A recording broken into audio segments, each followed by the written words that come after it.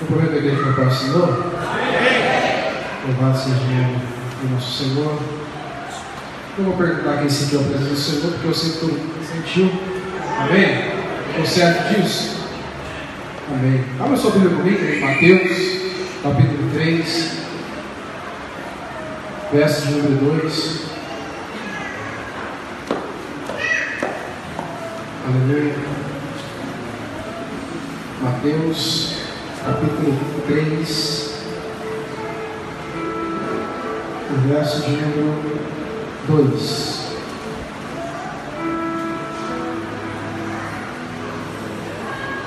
Amém? Todos acharam?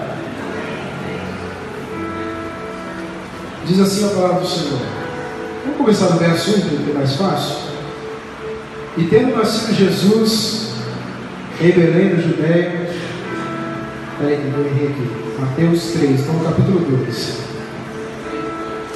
3, capítulo 3, o verso 2. Diz assim: E naqueles dias apareceu João Batista pregando no deserto da Judéia, e dizendo: Arrependei-vos, porque é chegado o reino dos céus. Porque este é o anunciado pelo profeta Isaías, que disse: Vós o que clama no deserto, preparai o caminho do Senhor, endireitai as suas veredas. E este João tinha o seu vestido de pelos de camelo e um cinto de couro em torno dos seus lombos, e alimentava-se de gafanhotos e de mel silvestre. Então ia ter com ele em Jerusalém e toda a Judéia e toda a província adjacente ao Jordão, e eram por ele batizados no rio Jordão, confessando os seus pecados. O verso 7. E vendo ele muito dos fariseus e dos saduceus que vinham ao seu batismo, dizia-lhes: Raça de víboras, quem vos ensinou a fugir da ira futura? Verso 8. Produzi, pois, frutos dignos de arrependimento. Aí o verso 10 aí. E também agora está posto machado à raiz das árvores. Toda árvore, pois, que não produz bom fruto, é cortada e lançada no fogo. Amém? Somente até aqui. Amém? Alô, som. E nós estamos vivendo um tempo em que o reino do Senhor está se aproximando, amém? Vivemos um tempo em que a volta do Senhor também se aproxima. Vivemos um tempo que ainda em muitas igrejas os valores estão completamente defasados. Vivemos ainda um tempo em que as pessoas elas não se importam quando nós falamos que Jesus está à porta, hoje que o reino do Senhor está prestes a se manifestar. Como o pastor já disse ali ao fundo, um pouco antes do culto, igrejas que trabalham como se fossem empresas, oferecem os seus produtos, mas aí vem outra empresa com um produto melhor, com um preço mais baixo, e aí a concorrência aumenta, as coisas começam a se fechar, as coisas não fluem mais. Mas nós estamos aqui, querido, para dizer que o reino do Senhor está à porta, amém? Glória a Deus. E quando nós pregamos, querido, sobre se arrepender, porque o reino de Deus está próximo, nós não vemos isso em muitos lugares. Eu, particularmente, não ouço muito. Eu não vejo, querido, alguns programas que têm a oportunidade de estarem 24 horas por dia no ar, de dizerem para alguns: olha, você precisa mudar a sua vida. Você precisa se arrepender para que o reino de Deus esteja com você. Para que você então entenda que o reino de Deus está à porta. Eles usam todo o seu tempo, todo o seu dinheiro, todo o seu vigor, simplesmente para oferecer coisas. Para oferecer lenço disso, lenço daquilo, camisa que cura, camisa que faz milagre.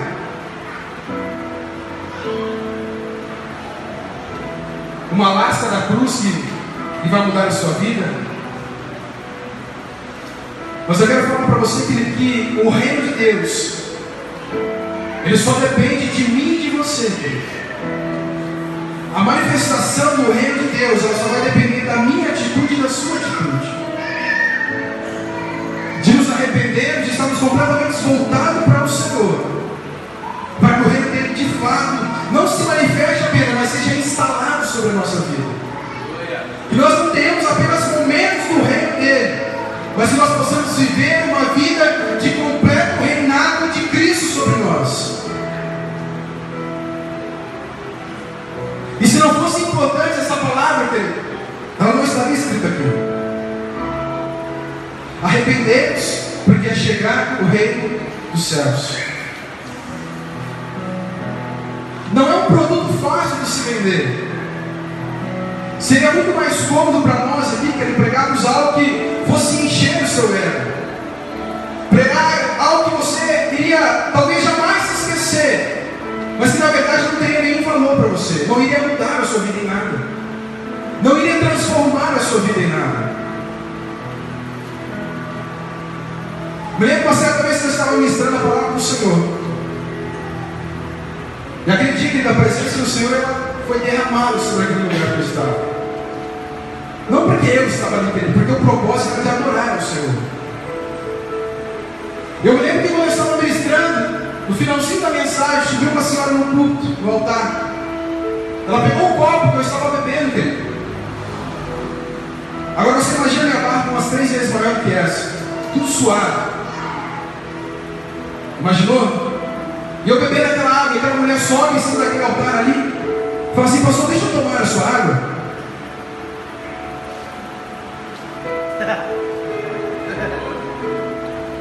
Falei: se você soubesse, querido, aonde você tem que buscar água, se você soubesse que você não precisa tomar a água de alguém, que você não precisa idolatrar uma pessoa, que você não precisa idolatrar algo, querido, para alcançar o que você precisa. Eu tenho certeza que ela bebeu aquela água ali, porque eu vi ela tomando.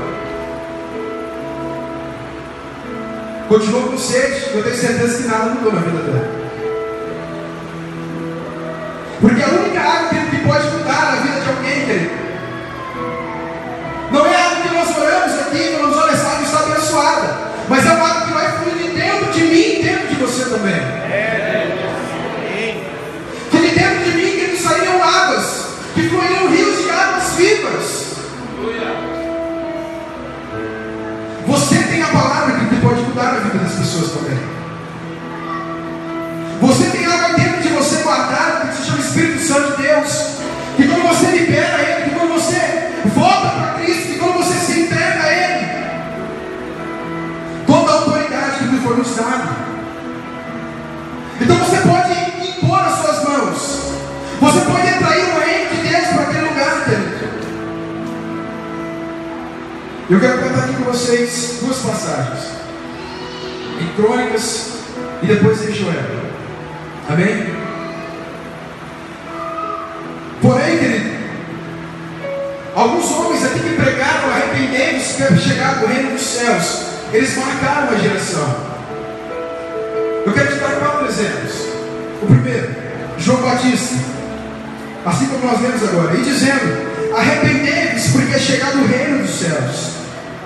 Pedro: o Senhor não retarda a sua promessa, ainda que alguns tenham por tardia, mas é longânimo para convosco, não querendo que alguns se percam, senão que todos venham a arrepender-se. Pedro pregava assim, querido. O sermão de Pedro tinha essas palavras.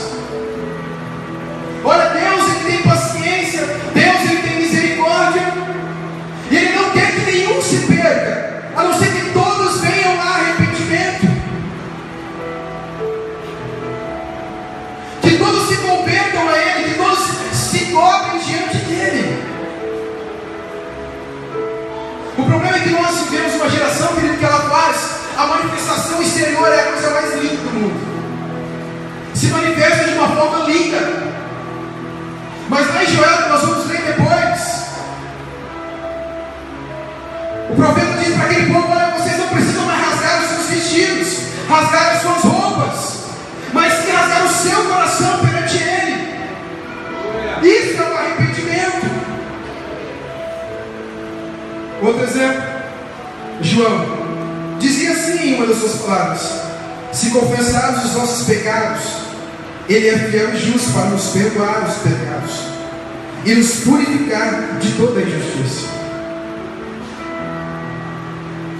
Pregar dessa forma, Ele pode perdoar os nossos pecados. Ele pode tirar a minha culpa, querido. Ele pode tirar a culpa que você está carregando até hoje.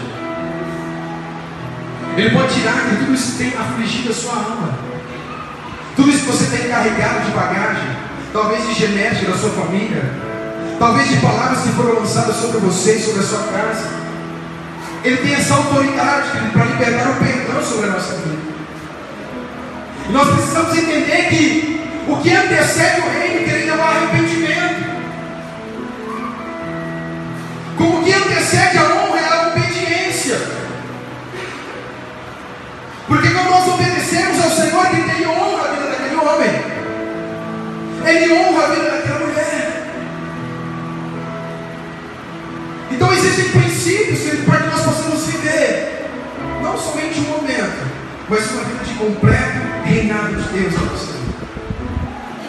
E o quarto exemplo que eu quero te dar, o próprio Jesus dizia dessa forma: desde então começou Jesus a pregar e a dizer: arrependei-vos, porque é chegado o reino dos céus.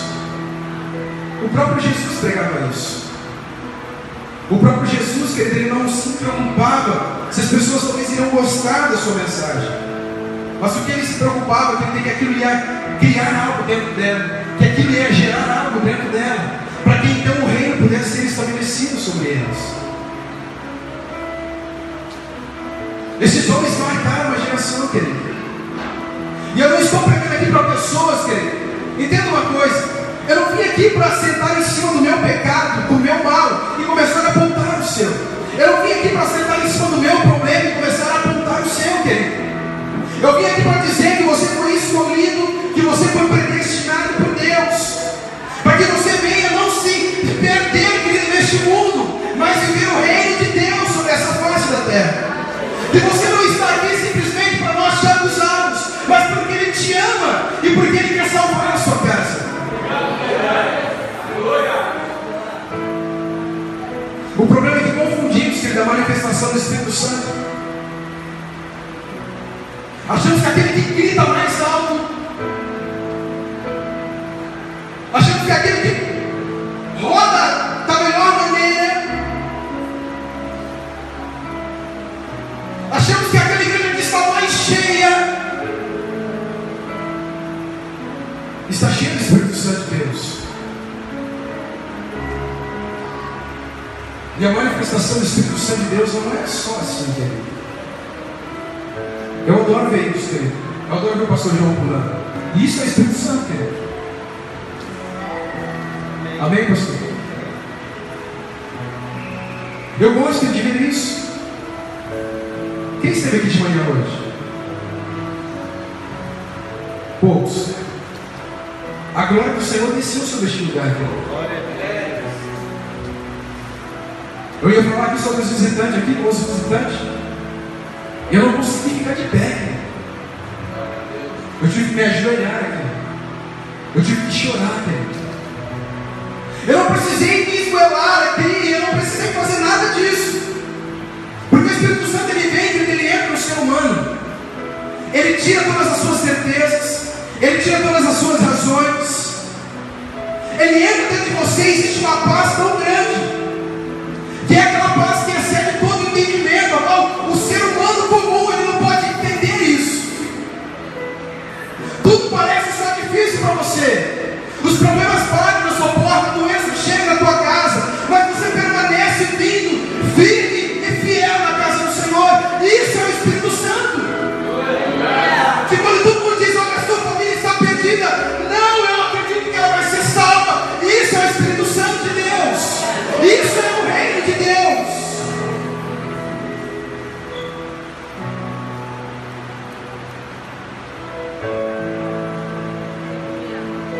Nós podemos dizer, querido, que o nosso país ele está completamente perdido. Rebeliões constantes, a saúde está um caos. Mas tudo isso porque eles não entendem, querido, que o que eles mais necessitam é aquilo que nós temos hoje. Eles não entendem, eles não conseguem entender isso. Que o que eles mais necessitam para haver uma mudança de verdade na nossa nação é o que está dentro de você hoje.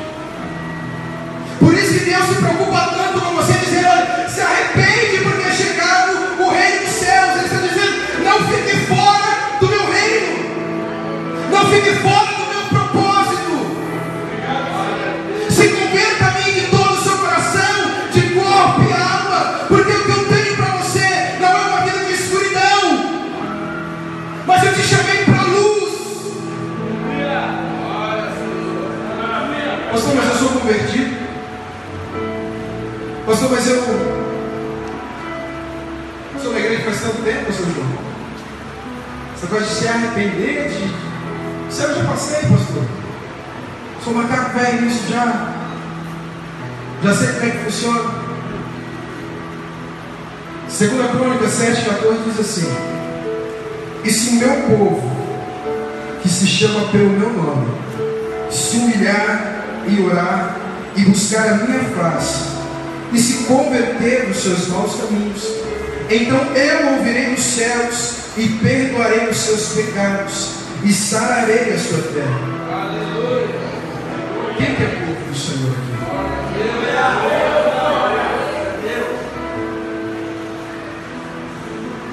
Se o meu povo, que se chama pelo meu nome, se humilhar e orar e buscar a minha face e se converter dos seus maus caminhos, então eu ouvirei dos céus e perdoarei os seus pecados e sararei a sua terra. Há algo que muito importante que eu preciso que você frise aí na sua memória. No começo do versículo diz assim: e se o meu povo, que se chama pelo meu nome, se humilhar. Quando você vai ler o contexto dessa história, o povo de Israel, de Judá, você vai ver que era um povo que ele não conseguia se humilhar perante o Senhor. Era um povo que não se dobrava, era um povo soberbo. Era um povo que ele tinha um compromisso com o Senhor, mas ao mesmo tempo ele não tinha mais. Por isso que nós vemos tantos juízes sendo levantados naquela era, para libertar o povo, porque toda vez eles pecavam e viam seus inimigos e dominavam sobre eles. Aí então Deus levantava um juiz, ele ia ali e declarava a palavra, o povo era liberto, eles guerreavam, venciam. E aí quando tudo estava bem, eles voltavam a fazer as mesmas coisas, voltavam às mesmas práticas. O Senhor está levantando hoje para este lugar aqui juízes. Não são juízes para julgar as pessoas, dizendo: olha, você vai para o inferno, eu não. São juízes que vão dizer assim: olha, o mundo te oferece a morte, mas ele vai te oferecer a vida. Em Deuteronômio diz isso: como os céus e a terra hoje por testemunha contra ti, que te propus a vida e a morte, a bênção e a maldição. Aí no final do versículo ele fala: escolhe pois a vida, para que viva tu e tua casa, ou a tua família. Pessoas sendo levantadas aqui para proclamar isso, para dizer que o reino de Deus está próximo, para dizer que o reino de Deus está aqui neste lugar. Eu libero essa palavra sobre os juízes também. Pessoas que irão praticar isso, pessoas que irão entrar em lugares que estão perdidos, famílias que estão destruídas, e não vão fazer o papel de Deus naquele lugar. Não é isso, mas vão fazer o papel que o Senhor te pediu para fazer. E de anunciar o meu evangelho a toda criatura. É isso que nós precisamos fazer.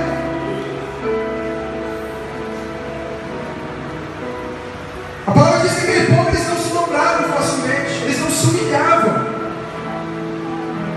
eles não tinham esse costume de se humilhar muito perante o Senhor, porque a soberba querida era muito grande na vida deles. Dá para imaginar um povo, querido, que acaba de ver um milagre tão grande, atravessa o mar, vem maná cai do céu,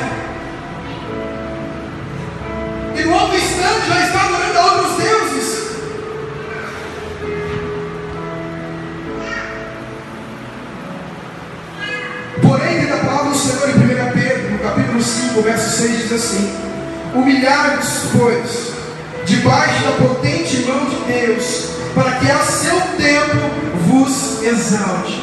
Glória! O benefício dele de se humilhar perante o Senhor é esse. Aquele que se humilha perante o Senhor, ele vai exaltar aqui. Ele vai te colocar numa posição diferente da qual você se encontra hoje. Aleluia! Ele vai te levar para um outro nível, querido. Não porque você é melhor do que os outros, mas simplesmente porque você se humilhou perante a Ele.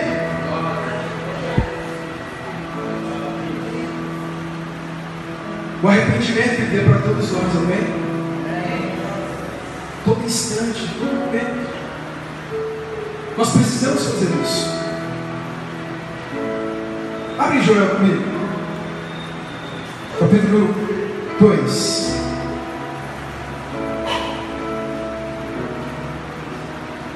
Joel, capítulo 2, verso de número 28. Louvado seja o nome do Senhor. Aqui essa passagem, que ela tem um título aí, ó, chama Promessa da Efusão do Espírito.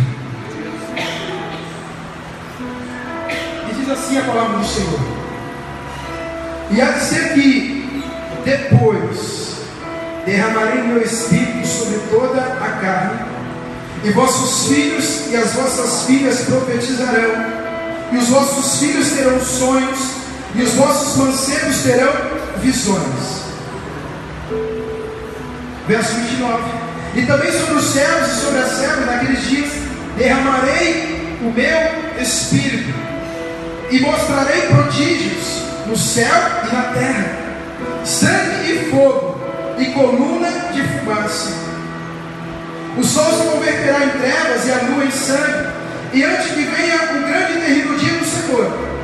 E há de ser que todo aquele que invocar o nome do Senhor será salvo, porque no monte de Sião, em Jerusalém, haverá livramento, assim como o Senhor tem dito, e nos restantes que o Senhor chamar. Porém, o que me chama a atenção aqui nesse versículo de número 28, e há de ser que, vírgula, depois. Eu entendo que a palavra depois aqui, ela está dizendo de algo futuro, amém? Quem concorda comigo? Depois. Depois. Aí nós precisamos voltar lá no capítulo 1. Aqui o profeta Joel, que ele foi levantado com esse propósito de alertar aquele povo, querido, de coisas vindouras que viriam sobre a vida dele contra eles.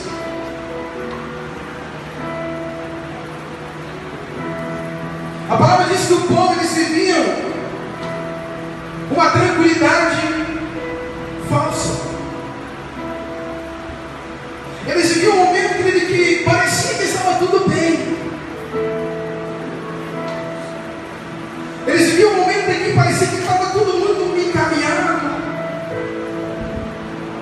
Viviam uma certeza, querido, que parecia verdade. E aqui esse profeta ele foi levantado para alertar o povo, dizendo: olha, vocês precisam se voltar para o Senhor, voltar às práticas do Senhor. Quando você lê o texto, a história, você vai ver que aqui no começo o Senhor começa a falar ali com o profeta. Ele começa a dizer àqueles homens que gafanhotos viriam sobre aquele lugar. Ele fala isso, está escrito aqui, literalmente. O que nós precisamos entender aqui, para entendermos melhor a palavra, querido, é que aquele povo de Israel, Judá, eles viviam unicamente e exclusivamente do campo. Então, se alguma coisa acontecesse no campo deles, na plantação deles, dependendo do problema, querido, eles poderiam chegar até mesmo a morrer, porque não tinha alimento, não tinha mais o que se fazer. E agora esse profeta, ele é levantado para alertar o povo. Ele é levantado e separado para alertar o povo. O Senhor está levantando pessoas aqui para alertar, amém? Você está aqui para ser um agente do Senhor, amém, querido? O Senhor vai te dar visão, querido. Como o pastor Evandro pregou aqui sexta-feira, é isso, pastor? Visão diária, querido. Porque o papel dos sacerdotes ali naquele lugar era sentir, era ler, era orar ao Senhor, para que eles pudessem enxergar aquilo que poderia vir contra aquele povo. E por tal segurança, eles se esqueceram disso. A única coisa que funcionava ali agora, querido, eram as manifestações exteriores da presença de Deus. E agora o profeta começa a alertar o povo. Começa a dizer para eles o que iria sobre Deus, o que iria acontecer sobre Deus. Leia o verso 4 comigo. O que ficou a lagarta, o comeu o gafanhoto, e o que ficou o gafanhoto, comeu a lagosta, e o que ficou da lagosta, o comeu um pulgão. Aí no verso 5 ele diz: despertai ébus, e chorai, gemei, todos os que bebeis vinho, por causa do moço que tirado é da vossa boca. Até que eles se embriagavam com vinho, que não tinham mais para beber, porque aquilo lá, querido, foi uma devastação total naquele lugar. Mas o povo precisava entender que o propósito do Senhor não era humilhar eles, não era expor a fraqueza deles, mas era para que eles voltassem a adorar o Senhor, para que os sacerdotes como eu e você, querido, voltassem a fazer aquilo que nós fomos chamados para fazer. Então, com toda aquela destruição e desolação, querido, a palavra diz que não havia mais oferta ao Senhor. Eles não conseguiam mais ofertar ao Senhor, porque não tinham mais animais para fazer isso, morreram todos. Eles não conseguiam mais fazer os cultos ao Senhor. E ao invés dos sacerdotes ali se alertarem com aquele momento, chamarem o povo para voltar às suas práticas, para adorar ao Senhor, eles estavam despercebidos. É por isso que tem pessoas com fome aí fora, querido. É por isso que tem igreja aí que não tem alimento. É por isso que tem pessoas morrendo aí fora. Mas eu e você, queridos, estamos sendo levantados nessa geração, querido, para liberarmos palavras, para alimentar pessoas, para liberarmos palavras que vão tirar as pessoas dessa situação. Vamos liberar palavras para restituir casamentos, para restituir lares, querido. E o livro de Joel ele se divide em 3 partes. Primeiro, Deus julga o pecado do povo. Em segundo lugar, Deus fala ao povo através do profeta sobre o arrependimento. E em terceiro lugar, Deus restaura e abençoa aqueles que se arrependeram e se entregaram a Ele.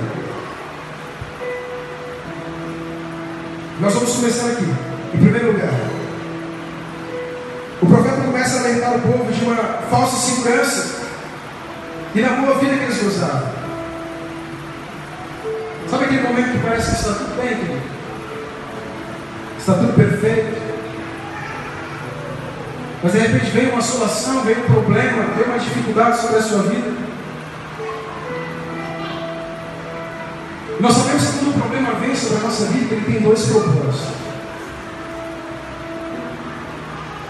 Somente 2 propósitos. Veio para nos corrigir, ou então veio, querido, para nos promover para algo maior. Quando a dificuldade vem sobre a sua vida, entenda isso, querido.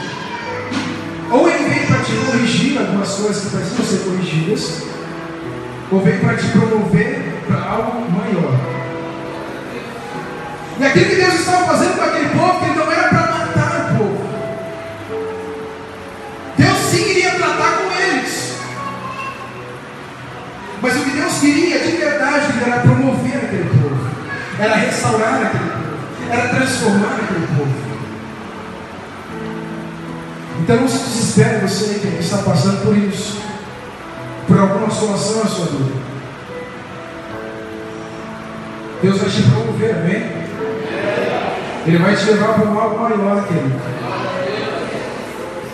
Toda aprovação que vem do Senhor, querido, ela tem esse propósito. Tudo aquilo que é permitido pelo do Senhor que tem um propósito na nossa vida. E Deus está levantando homens e mulheres aqui que vão entender isso, que vão perceber isso. Não, a minha nação está perdida. Não, ela não está perdida. Isso vai nos promover a algo maior. Porque não tem como Ele derramar, querido, a sua glória sobre alguém que não está equilibrado, sobre alguém que não tem uma base. Mas quando você estiver preparado e entendido a palavra do Senhor, querido, o Senhor vai derramar sobre a sua vida lá, querido, e sobre a sua casa. Você jamais será a mesma pessoa, querido. Você vai ser transformado. Aonde você chegar, querido, se houver ali trevas, elas terão que ir embora. Aonde você puser as mãos nos seus pés, ele será abençoado. Aonde você puser as suas mãos, vai prosperar, querido.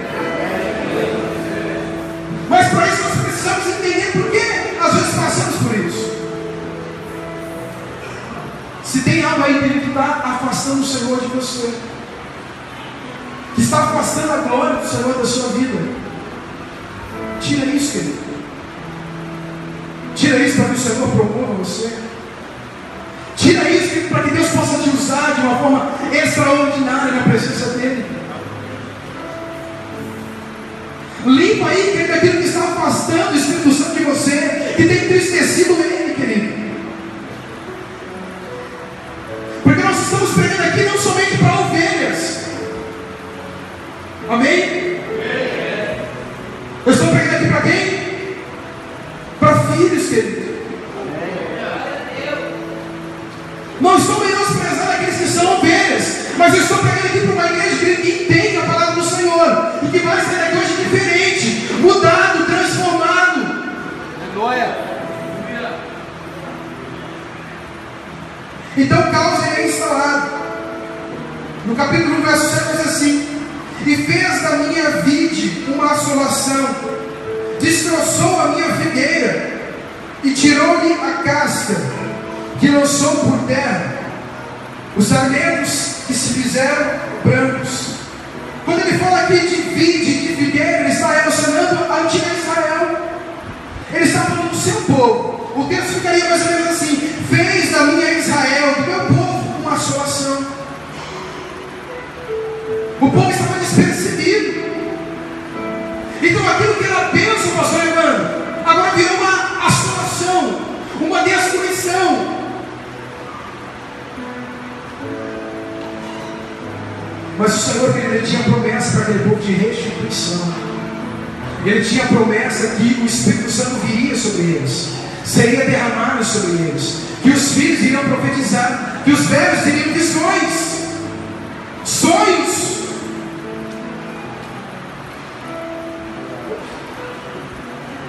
Agora, querido, em segundo lugar, o caos ele chega a um ponto tamanho, querido, que no verso 9 e 10 diz assim: cortada está da casa do Senhor a oferta de manjares e a libação.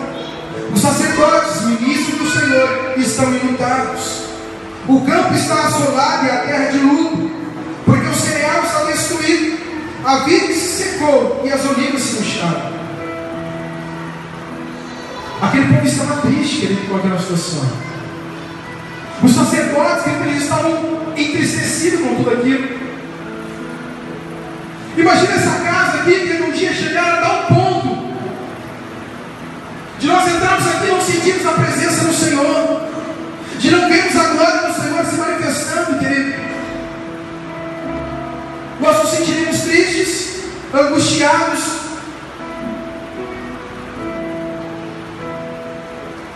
Você precisa gostar muito, querido, da mensagem. Você precisa só entender ela.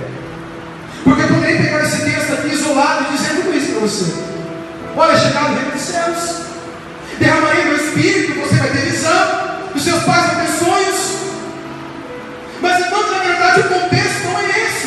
O povo ele estava voltado não para as práticas do Senhor, viviam somente de aparência, não se guardavam em momento algum. Quando eles estavam dentro das quatro paredes, aí é que o Espírito Santo tinha que agir. Aí é que eu queria ver. Quantas nós, eu falo por mim, eu mesmo, às vezes sentado em algum lugar, e de repente o pastor Jean passa uma moça na minha frente, de aparência bonita. Então, querido, eu fecho os meus olhos, eu olho para cima, eu olho para o lado, eu saio de pé. Ou isso nunca aconteceu com ninguém aqui? Sou mentiroso. Sou homem como você. Mas a diferença entre nós, entre mim e você, que vive naquele mundo lá de fora, é que nós sabemos que se nós nos guardarmos, que se nós nos mantemos santos, porque Ele é santo, o reino dele se manifestará através da nossa vida, pessoas serão alcançadas através de nós. Essa é a nossa diferença. Só aconteceu comigo aqui. Às vezes você está ali na internet, aí passa algo ali que você não pode ver.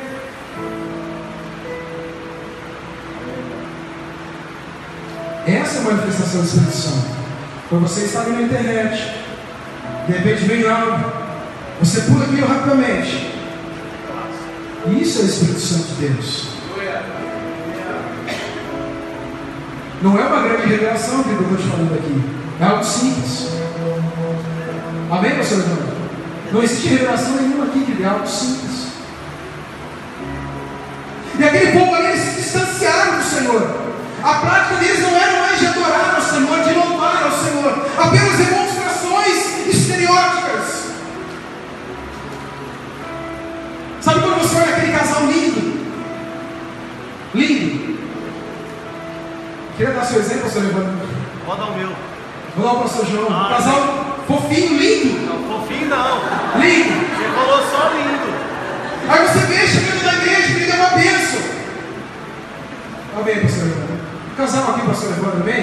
Casal lindo. Fala agora fofinho aqui, ó.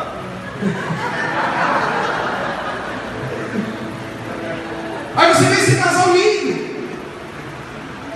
Mas você não sabe que lá dentro da casa deles, querido, é só pela graça e pela misericórdia de Deus. Mas aqui na igreja, ele canta, ele pula, ele manifesta, ele dá cambalhota no chão. Isso é verdade, querido. Parece mentira, mas não é mentira. Vai pra frente, vai pra frente. É só manifestações exteriores que nós estamos fazendo. Nós ficamos a semana inteira, querido, naquela vida. E aí nós viemos para o culto.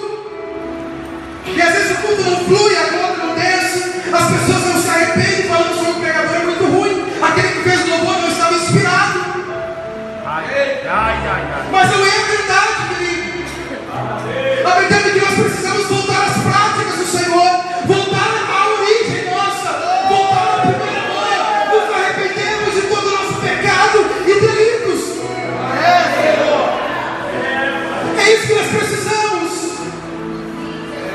E não venha medir a espiritualidade de alguém que não tem que ela possui. Não venha dizer porque ela tem isso, tem aquilo, então ela é santa. Meu Deus, ela é maravilhosa. Não. Paulo morreu pobre. Asaf era miserável. Mas quando esses homens entravam na presença do Senhor, nenhuma continuava dizendo que o diabo era o Senhor. Todo joelho se dobrava, todo joelho confessava, todo mundo chorava e se arrependia dos seus pecados. Eles não suportavam a glória do Senhor.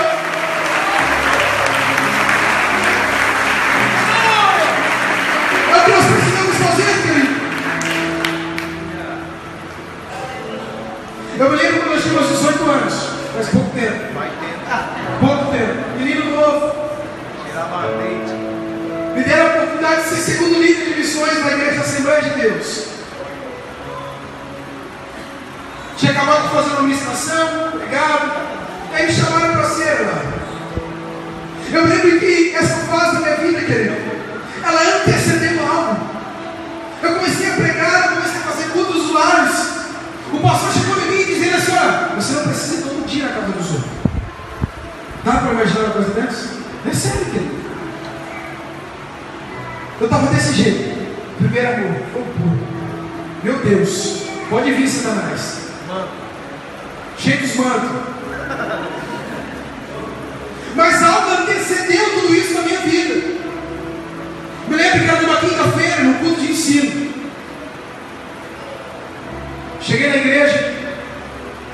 Antes disso tudo, né, querido? Cheguei na igreja. Estava na prática do pecado, querido. Fazia tudo que não prestava. Já fiz bastante coisa errada, querido. Fazia tudo aquilo que não me levava para Cristo. Mas eu me lembro daquele dia que eu cheguei. Eu era baterista, querido. Viu, Horizonte? Eu tocava bateria. Eu lembro que eu cheguei na igreja, sentei do lado da bateria. Aí o pastor ia começar o culto.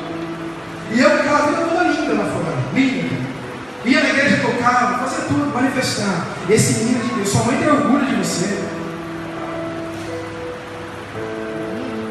Se tiver alguma coisa semelhante na sua vida, que não é coincidência, vem? Eu lembro que eu sentei naquele banco, o pastor começou a ministrar a palavra dele. Eu nunca vi o pastor pregar daquele jeito. O Espírito Santo me tomou de uma forma. Porque o papel do Espírito Santo é convencer o homem. Não é só fazer baderna. Aliás, o Espírito Santo não faz baderna. Não é só fazer movimentos que o Espírito Santo precisa. Não é disso. Ele convence o homem do seu pecado. E naquele dia o Espírito Santo me convenceu do meu. Eu comecei a chorar e a chorar. Tiveram que me tirar dentro do culto porque eu não conseguia parar de chorar. Sentei do lado de fora e perguntou: o que foi? O que está acontecendo com você, ministro? E eu continuava a chorar e a chorar. Naquele dia Deus estendeu a sua mão sobre a minha vida e disse: esse daí é escolhido. Olha, você precisa se arrepender. Você precisa mudar. Porque tem vidas e pessoas, famílias que dependem da tua palavra. Sai dessa vida, moleque. Para com isso, se conserta. E aquele dia eu chorei naquele culto, querido. Perguntava se alguém tinha morrido na minha casa. Queria ligar para o meu pai. Mas eu falo para eles: vocês não entendem nada. Vocês não conseguem entender o que ele está fazendo comigo. E aí eles não entenderam nada mesmo. Chorei o culto todo. Eles foram receber a bênção apostólica. Aí quando eles saíram de perto de mim, eu vazei. Fui embora para minha casa. A partir daquele dia, querido, a partir daquele momento, Deus transformou minha vida. Ele me mudou, querido. Ele me transformou. Se isso aconteceu comigo, querido, pode acontecer com você também. Se eu hoje estou aqui, querido, estou neste altar, pregando a palavra do Senhor, dizendo: olha, se arrepende, porque Deus tem o melhor para você, querido, porque você também pode estar nessa posição. Aquilo veio para me corrigir, querido, mas também me levou a lugares maiores. E aquele povo ali, querido, no livro de Joel, está passando pela mesma situação. Deus trata do pecado daquele povo.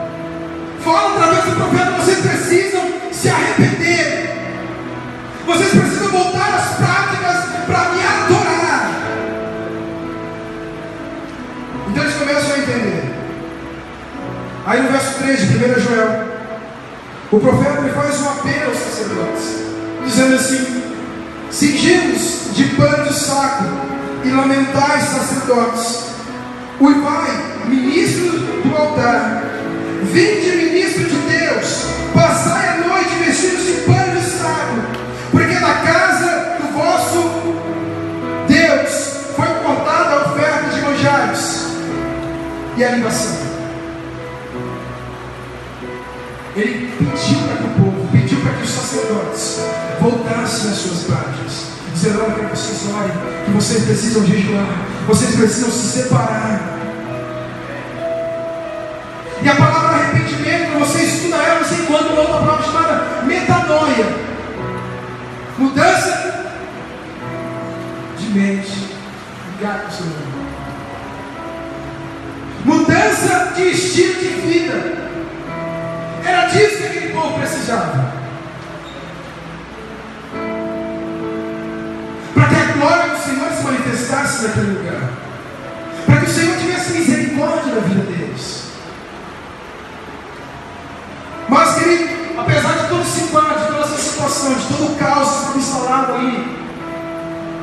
Nós não devemos esquecer a misericórdia do Senhor. Não devemos esquecer que o Senhor ele é misericordioso. Aí no capítulo 2, no verso 12, diz assim: ainda assim agora mesmo, diz o Senhor, convertemos a mim de todo o vosso coração, e isso com jejuns, com choro e com pranto. Aí no verso seguinte, diz assim: rasgai o vosso coração, e não as vossas vestes. Chega de manifestações exteriores apenas, querido. Chega de parecer somente que nós somos evangélicos, de que nós realmente queremos adorar ao Senhor.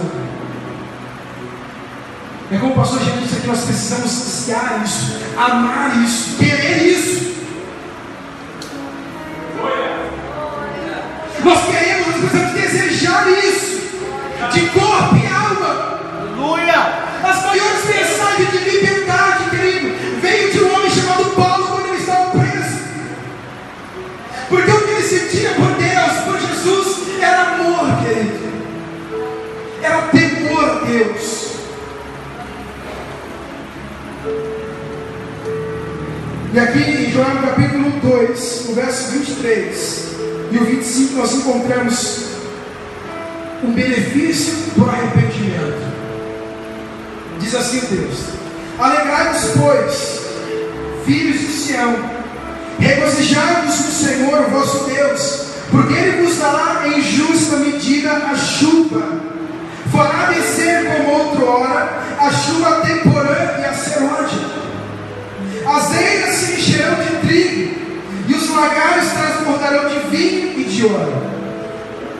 Agora observe esse texto: restitui-vos-ei os anos que foram consumidos pelo gafanhoto migrador, pelo destruidor, pelo cortador, o meu grande exército que enviei contra vós outros. O primeiro benefício do arrependimento é a restituição. Aleluia! O primeiro benefício do arrependimento, que antecede o reino dos céus, é a restituição daquilo que foi perdido. Você tem alguma coisa que precisa ser restituída, querido? O lugar onde você jamais deveria ter saído, sonhos que foram esquecidos, coisas que pareciam tão simples de ser alcançadas, hoje se tornam tão impossíveis. Quando você entender isso, quando você se arrepender de todo o vosso coração, o Senhor vai restituir tudo aquilo que foi perdido sobre a sua vida, tudo aquilo que Satanás um dia roubou de você, tudo aquilo que um dia ele fez contra a tua família, será restituído. O benefício do arrependimento é uma restituição completa. Restituição, querido. Deus te trouxe aqui para dizer: eu quero restituir a tua casa, eu quero restituir o teu casamento, eu quero restituir o teu ministério. Obrigado, Senhor. Obrigado. Para o propósito que te chamei ainda não acabou. O segundo benefício que nós encontramos, continua lendo o texto, versos 26 e 27. Comereis abundantemente, e vos fartareis e louvareis o nome do Senhor, o vosso Deus, que se ouve maravilhosamente convosco, e o meu povo jamais será envergonhado. Sabereis que eu estou no meio de Israel, e que eu sou o Senhor, o vosso Deus, e não há outro, e o meu povo jamais será envergonhado. Abundância, querido. Aleluia! O benefício do arrependimento é a abundância. Chega de escassez, chega de miséria. Deus tem abundância para mim e para você.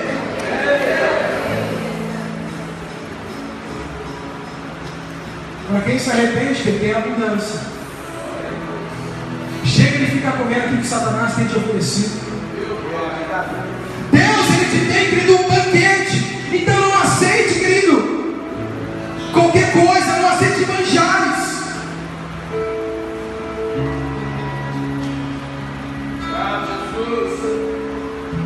Sabe, querido,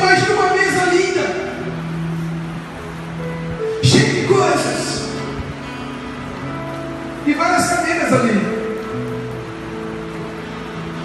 E eu vejo pessoas chegando, se acertando,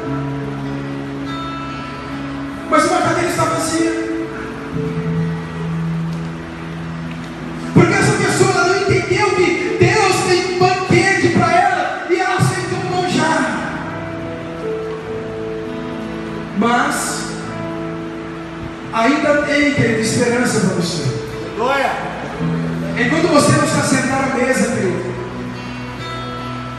nada vai ser servido. Enquanto você não entender que o seu lugar é estar na mesa, no lugar de comunhão com Ele. Aleluia. E quando você não entender que o seu lugar é nele, querido, Ele vai te aguardar e vai te cegar. Porque a palavra diz que Ele é longânimo, que Ele é paciente, porque Ele não quer que ninguém se perca. Por isso que Ele tem paciência com você, querido. Só estamos aqui porque Ele tem paciência. Porque a graça dele, querido, é boa demais. Porque a misericórdia dele nos acompanha. Porque se não fosse isso, certamente não estaríamos aqui. O terceiro benefício, agora no verso 28, lembra que nós estamos lá no comecinho? E depois, lembra disso que eu falei, que era algo futuro? Depois que o povo entendeu tudo isso, todo o propósito da sua escassez, que eles voltaram às suas práticas, que os sacerdotes voltaram a adorar ao Senhor, a clamar pelo povo, dizendo: Senhor, tenha misericórdia do seu povo. Aí vem a manifestação do Espírito Santo, que diz assim: e acontecerá depois que derramarei o meu Espírito sobre toda a carne, os vossos filhos e vossas filhas profetizarão, e os vossos velhos sonharão, e os vossos jovens terão visões. Aqui o Espírito Santo desce sobre aquele lugar. E por que os velhos, como diz o texto aqui, e os vossos velhos sonharão? Porque quando chega uma certa idade da nossa vida, nós não temos uma facilidade em sonhar mais, porque não esperamos mais nada. Não é verdade? Quando o tempo vai passando, você vai alcançando uma certa idade. Amém, pastor Jean? A gente já não quer sonhar mais, não tem mais uma expectativa de sonho algum. Mas quando o Espírito Santo descia sobre aquele lugar, os velhos voltavam a sonhar. Os filhos e as filhas estavam profetizando. E é isso que nós vamos ver nos nossos dias. Quando nós nos arrependemos e voltamos às nossas práticas ao Senhor, o Espírito Santo de Deus virá sobre nós, querido, encherá a nossa casa, encherá o nosso coração. E aonde nós formos, querido, Ele vai se manifestar a nosso favor. Disso eu tenho certeza. Agora, o mais importante de tudo, eu quero encerrar aqui, querido. Você se pusesse de pé no seu lugar. Não quero estender mais o horário. Nós falamos de alguns benefícios aqui que o arrependimento produz na nossa vida.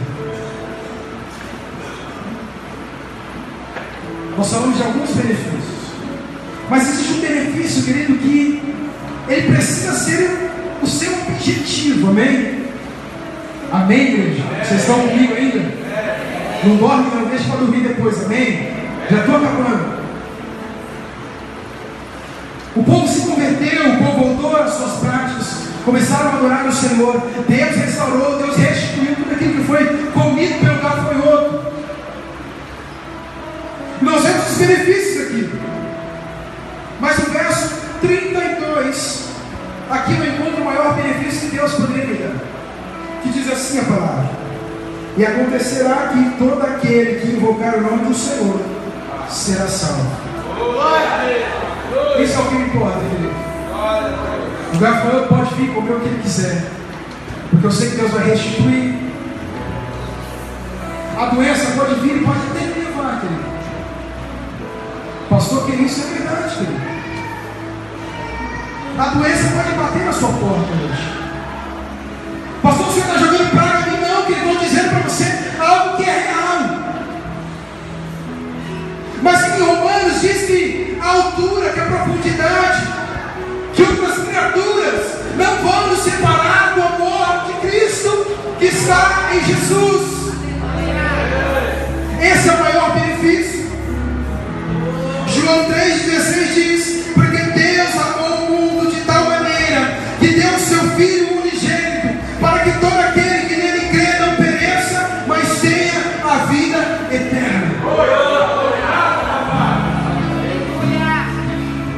Esse é o maior benefício.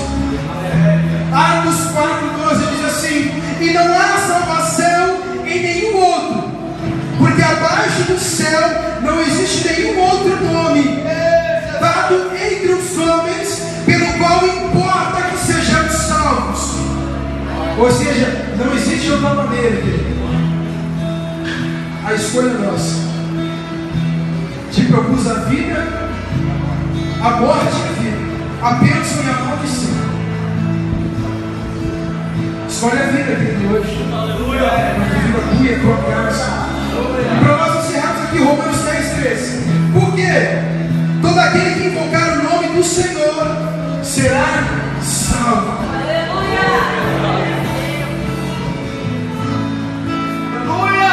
Eu quero encerrar aqui, querido.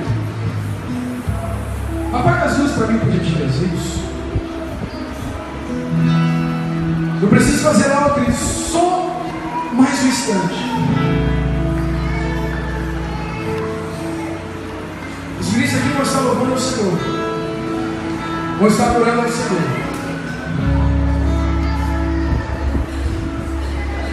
E eu quero, querido, que você feche seus olhos comigo primeiramente. E que você olhe comigo em nome do Senhor Jesus, amém? Senhor, eu quero orar pela tua igreja, Pai, neste momento. Quero te agradecer por cada vida, Senhor, por cada família que aqui está, Pai. Que eles possam entender, Senhor, que existem maneiras, ó Pai, de se alcançar o teu reino. Que eles possam entender que quando eles viverem uma vida de completo amor ao Senhor e dedicação ao Senhor, o seu reino se manifestará em favor dos seus filhos. Que a tua graça e o teu amor esteja sobre eles, ó Pai. Tira toda a frieza dos seus corações, Senhor. Tudo aquilo que afasta o Senhor, tudo aquilo que o desejo carnal é mais forte, Pai. Nós repreendemos esse sentimento em nome do Senhor Jesus. E antes de encerrar aqui, querido, eu quero fazer uma pergunta aqui hoje. Se existe alguém aqui que gostaria de entregar a sua vida para Jesus, nós estamos te expondo em momento algum, amém, querido? Eu não estou aqui para expor ninguém, querido. Eu estou aqui para dizer para você que existe salvação para você. Que Deus pode, que Deus vai transformar a sua vida. Que o reino de Deus também virá sobre a sua vida. Mas você precisa tomar essa decisão hoje. Não espere que alguém venha antes de você, para você vir depois. Se existe alguém aqui que quer entregar a sua vida para Jesus Cristo, que quer ter a sua vida transformada, eu gostaria que você saísse do seu lugar. Ou então tem alguém aqui que gostaria de se reconciliar. Amém?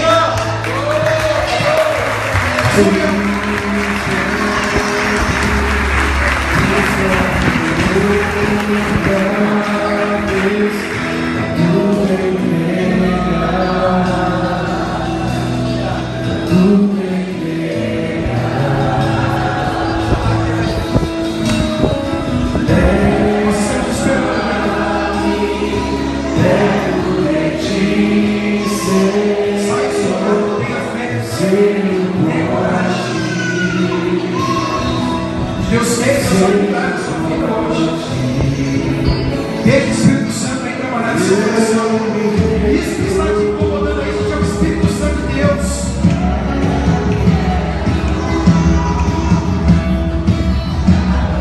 Vocês estão te esperando que ele saia do seu lugar. Quem precisa aí?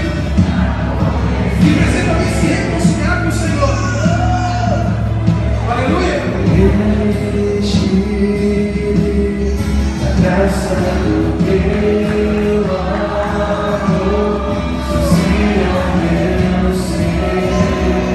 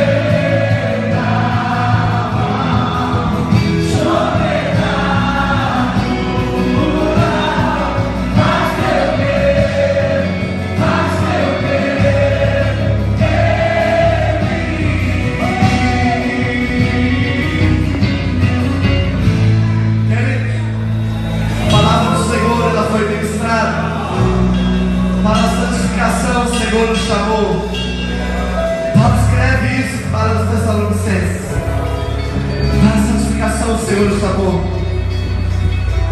O Senhor nos mostrou alguns homens que também precisavam tomar essa decisão hoje, de se render ao Senhor, de entregar a tua vida a Jesus, de ter o teu nome escrito no livro da vida.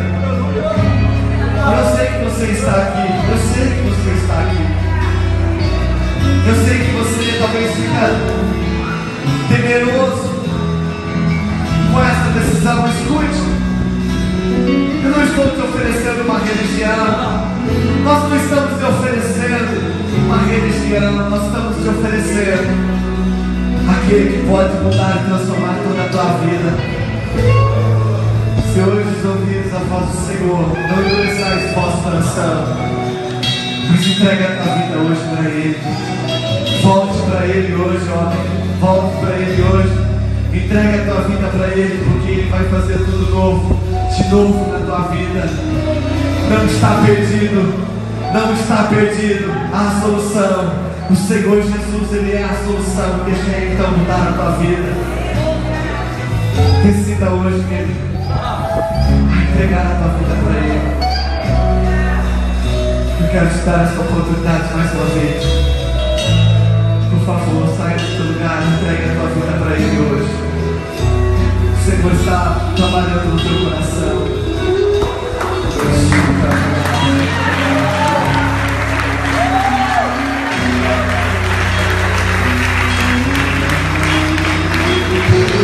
Deus, Ele é maravilhoso, querido. Tem mais.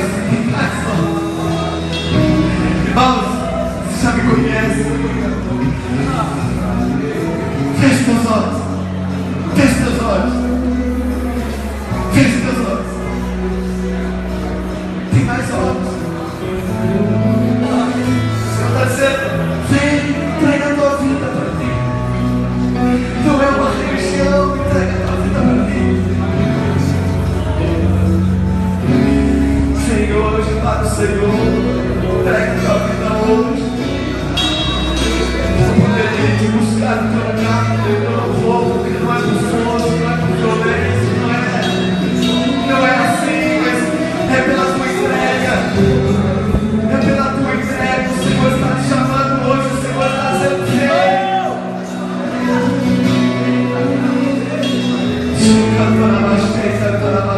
faça como este homem já fez. Dá esse passo de fé agora, porque não, nada mais te prende agora. Nada mais te prende agora. Nada mais te prende agora. Nada mais te prende. Você é livre, você é livre, você é livre. Você é livre. Chegando lá baixo dele, nós vamos orar, nós vamos encerrar esse culto. Nós vamos encerrar, mas não deixe para depois. O Senhor quer fazer na tua vida hoje, agora. Ele te chama.